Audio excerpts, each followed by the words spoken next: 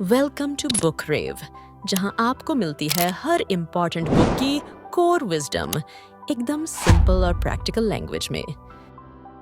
MBA हो या कोई प्रोफेशनल इन्वेस्टर, स्टॉक मार्केट को बीट करना सबका ड्रीम होता है।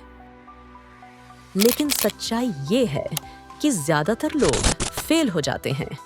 पर अगर आप इस वीडियो में बताए गए प्लान को स्टेप बाय स्टेप फॉलो करें, तो आप उन लोगों में शामिल हो सकते हैं जो एक्चुअली स्टॉक मार्केट को बीट करते हैं। मुझे पता है, ये सुनने में थोड़ा too good to be true लगता है, लेकिन इसके पीछे स्ट्रॉन्ग स्टैटिस्टिकल एविडेंस है जो हम अभी कवर करने वाले हैं। तो बने रहिए एंड तक, क्योंकि ये हैं टॉप 5 टेकअवेज जोएल ग्रीनब्लैट की पावरफुल बुक से, the big secret for the small investor. Takeaway number 1, how to beat Warren Buffett. अब सोचिए, अगर आपको माइकल जॉर्डन को हराना हो तो आप क्या करेंगे? सिंपल, बास्केटबॉल मत खेलो, यानी उस गेम को ही चेंज कर दो जिसमें वो लेजेंड है। ठीक यही एडवाइस जोएल ग्रीनब्लैट अपने कोलंबिया बिजनेस स्कूल के स्टूडेंट्स को देते हैं। अब आते हैं हमारे टॉपिक पर। वॉरेन बफेट को कैसे हराएं? बास्केटबॉल तो नहीं, रनिंग कॉन्टेस्ट बिल्कुल नहीं, वो तो अन्यायपूर्ण होगा। ग्रीनब्लैट कहते हैं, एक और तरीका है, आप उस लीग में खेलिए जहां बफेट खेल ही नहीं सकते। मतलब बफेट को एप्पल, एनवीडिया जैसी बड़ी बड़ी कंपनियों में इन्वेस्ट करना पड़ता है। वो डायमंड लीग में खेलते हैं, पर आप ब्रॉन्ज लीग में शाइन कर सकते हैं, यानी छोटी कंपनियों, स्मॉल कैप्स में इन्वेस्ट करके।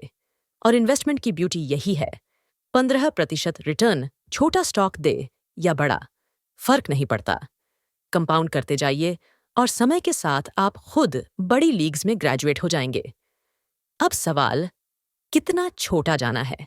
ग्रीनब्लैट बताते हैं कि बफेट जैसे इन्वेस्टर्स के लिए अब बिग का मतलब है बिलियंस ऑफ डॉलर्स, यानी वो छोटी कंपनीज में मीनिंगफुल पैसा इन्वेस्ट ही नहीं कर सकते।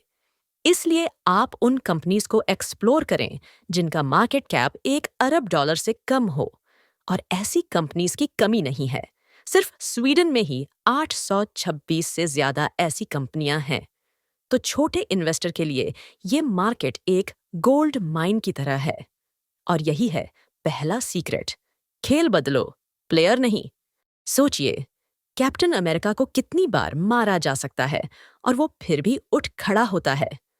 पता नहीं। अब इन्वेस्टिंग में भी कुछ ऐसा ही है। आपको एग्जैक्ट नहीं पता होता कि कोई कंपनी कितनी वैल्यूएबल है, लेकिन आप ये जरूर कह सकते हैं, is company A better than company B? और यही कंपैरिजन है आपकी रियल पावर। ग्रीनब्लैट कहते हैं, पहला टेस्ट ये देखना है कि कोई स्टॉक कम से कम 6% का रिटर्न दे सकता है या नहीं। क्यों? क्योंकि 6% है हमारा अपॉर्चुनिटी कॉस्ट, यानी जितना रिटर्न हमें बिना रिस्क ले मिल सकता है यूएस ट्रेजरी बॉन्ड से। अब सवाल, क्या एप्पल इस टेस्ट को पास करता है?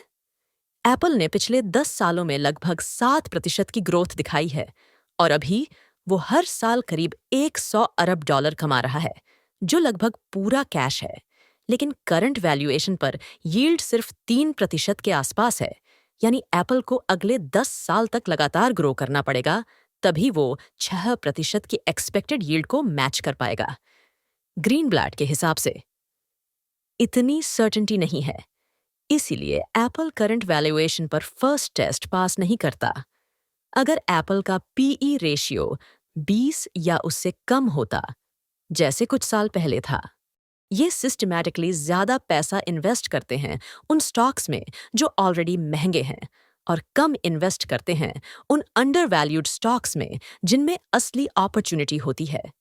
इसका एक सिंपल सॉल्यूशन है, इक्वल वेटेड पोर्टफोलियो डीज न्यूआज बनाना, यानी हर स्टॉक को एक जैसा वेट देना।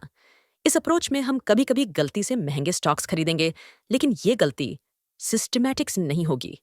एक और स्मार्ट तरीका है स्टॉक्स को उनके शी फंडामेंटल्स के बेसिस पर वेट देना, जैसे the book value, sales, earnings या कैश फ्लो।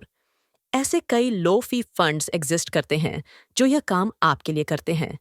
2018 की एक स्टडी माइट्स अबाउट करते हैं जो यह काम आपके लिए करते हैं। फंडामेंटल इंडेक्सिंग बताती है कि ऐसे फंडामेंटल बेस्ड इंडेक्सिंग स्ट्रेटजीज ने ट्रेडिशनल मार्केट कैप इंडेक्सिंग को हर साल लगभग 2.7% से 4.5% तक आउट परफॉर्म गिजिस किया, और ये डेटा 3,300 स्टॉक्स पर 25 साल तक किया गया था।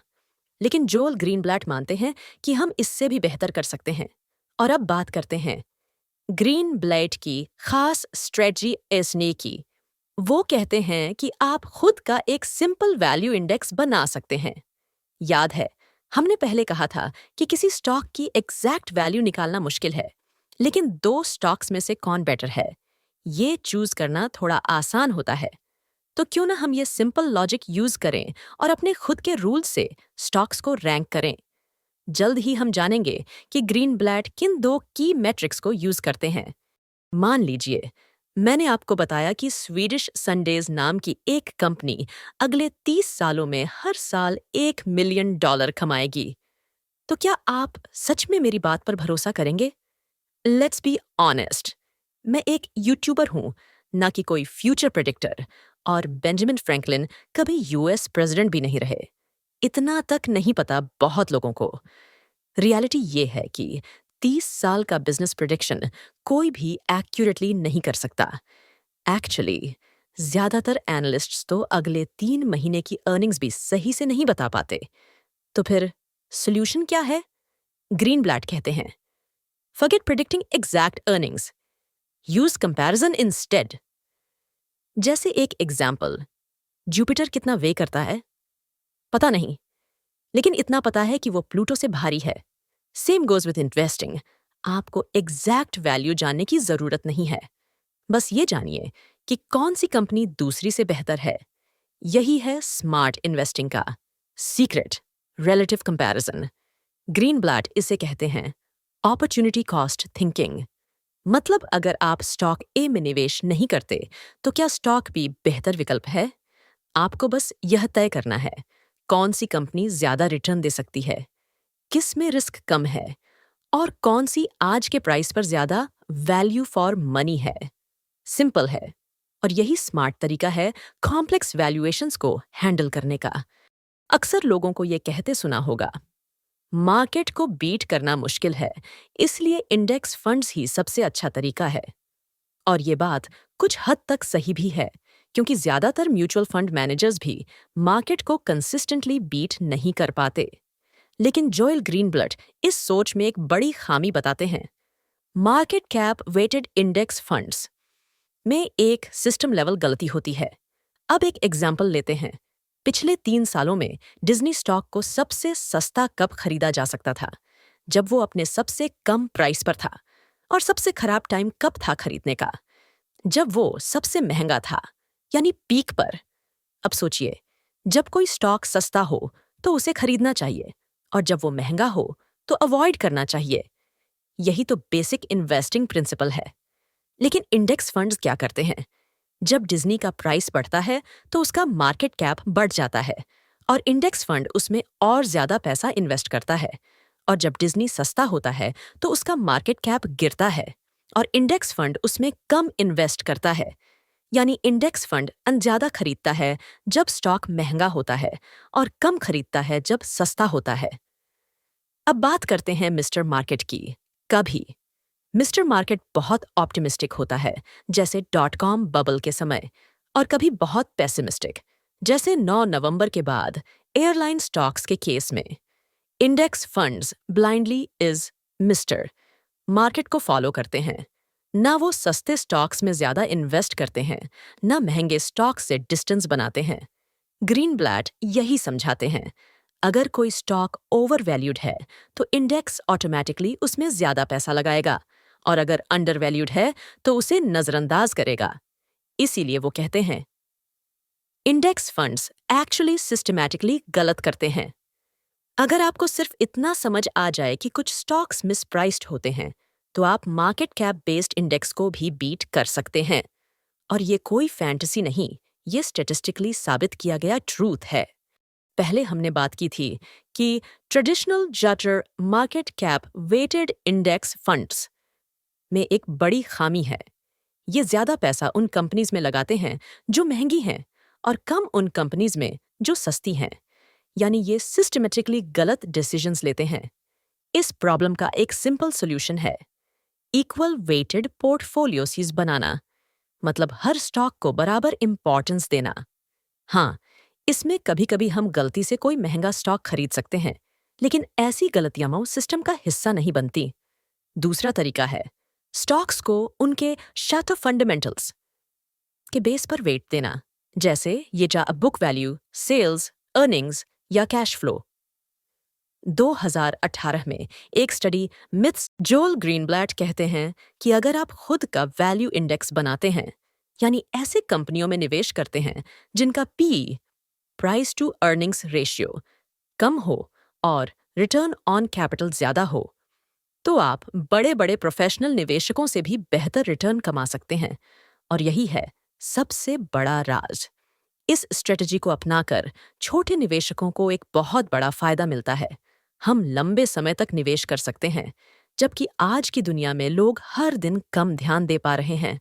बड़े निवेशक, mutual fund managers, hedge fund managers, funds को हर तिमाही अपने रिजल्ट दिखाने होते हैं, इसलिए वो लॉन्ग टर्म सोच ही नहीं सकते। लेकिन हम जैसे छोटे निवेशक शॉर्ट टर्म नॉइज से दूर रहकर लंबी अवधि में कंपाउंड करने वाली कंपनियों में निवेश कर सकते हैं। इसीलिए ग्रीनब्लैट मजाक में कहते हैं, ये बड़ा सीक्रेट ही रह जाएगा, क्योंकि किसी ने मेरी किताब खरीदी ही नहीं। उनकी दूसरी किताब the little book that beats the market Amazon पर 10 गुना ज्यादा रिव्यूज के साथ पॉपुलर है। तो क्या वो किताब 10 गुना बेहतर है?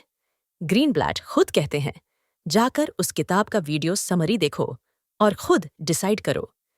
इस वीडियो से हमें क्या सीखने को मिला? 1. इंडेक्स इन्वेस्टिंग में एक बड़ी खामी है। ये महंगे स्टॉक्स ज्यादा खरीदता है और सस्ते स्टॉक्स कम। 2. हम खुद का वैल्यू इंडेक्स बना सकते हैं, यानी ऐसी कंपनियां चुनना जो सस्ती भी हो और क्वालिटी भी अच्छी हो। 3. अपॉर्चुनिटी कॉस्ट का इस्तेमाल करें। अगर कोई स्टॉक 6% से कम रिटर्न दे रहा है तो उसे छोड़ दो। 4. और सबसे जरूरी बात, लॉन्ग टर्म विजन ही छोटे निवेशक का सबसे बड़ा हथियार है।